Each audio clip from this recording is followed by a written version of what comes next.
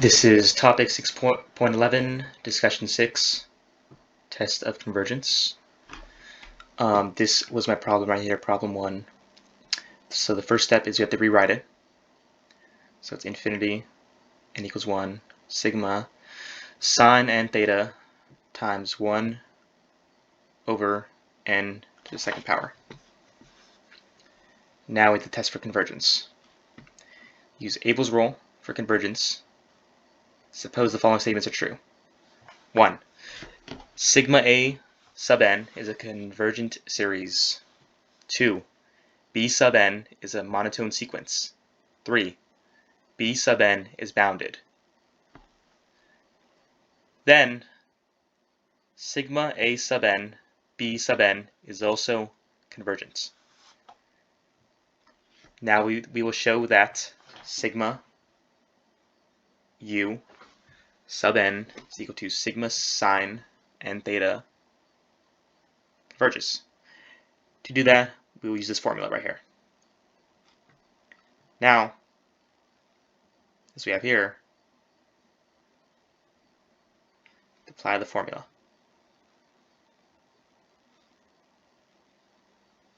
This means that sigma n1 n equals 1 sine n theta, absolute value, by the way, is convergent.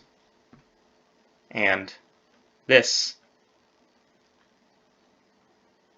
which is n minus 1 n equals 1 sigma sine n theta, is less than or equal to the same thing but in absolute value form. Therefore, this is less than or greater to this, and it's also convergent. Now we know that the first condition from Abel's rule is satisfied for this. So now we must show that V sub n is monotonic and it's bounded. But it's easier to prove that it converges. If V sub n is a monotone sequence of real numbers, then this sequence has a finite limit, and only if the sequence is bounded. So, if we show that it has a finite limit, example, sigma V sub n converges, that means that this only converges with this, right here. But including the first term doesn't affect the convergence of the series at all. So let's test this. There we go. Formula. There we go. Comparison test. If this converges, it implies that also this converges. Right here.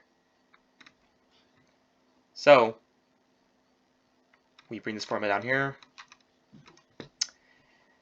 Analyze the series. Most of the terms cancel each other out. So simplified. All of this is just going to equal 1. And if it's 1, to put it simple, it converges. But I'll explain it.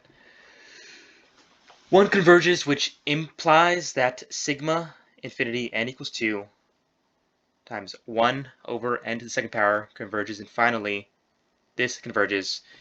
In the process of proving that the series is convergent, we have shown that the sequence is monotone and bounded. Now all the conditions from Abel's rules are satisfied, and we can conclude that this is equal to this, which means it's convergent, as stated up here, because it follows these rules. So there's my answer.